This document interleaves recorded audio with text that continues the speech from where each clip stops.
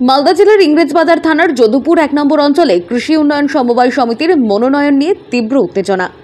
মনোনয়নপত্র জমা দেওয়ার শেষ দিনে কংগ্রেসের পক্ষ থেকে তৃণমূল কংগ্রেসের বিরুদ্ধে ব্যালট নমিনেশন পেপার ছিঁড়ে নেওয়ার অভিযোগ তোলা হয়।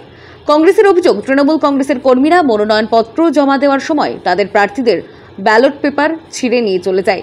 আমি আমাদের সমস্ত ক্যান্ডিডেটকে নিয়ে এসেছিলাম, এখানে ভরে দেওয়ার পরে এখানকার যিনি পুলিশ প্রশাসন এখানে আছেন প্রথম থেকেই বাধা সৃষ্টি করছেন এবং সব থেকে বড় কথা, আমাদের যারা ক্যান্ডিডেট তাদেরকে বিভিন্নভাবে হ্যারেস করা হয়েছে, থ্রেট করা হয়েছে, আমাকেও থ্রেট করা হয়েছে। আমি বলেছি যে না, ইলেকশন হবে, আমরা ইলেকশন করবই।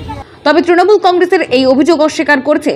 তাদের দাবি, কংগ্রেসের প্রার্থী না থাকায় তারা এই ধরনের অভিযোগ করছে। তৃণমূল কংগ্রেসের পক্ষ থেকে জানানো হয়েছে যে তারা 69টি আসনে প্রার্থী দিয়েছে এবং মনোনয়ন জমা দেওয়ার সময় কোনো ধরনের বিশৃঙ্খলা সৃষ্টি হয়নি। মনোনয়নপত্র জমা দেওয়ার সময় উত্তেজনা সৃষ্টি হলেও পুলিশ প্রশাসনের তৎপরতায় পরিস্থিতি নিয়ন্ত্রণে আনা হয়।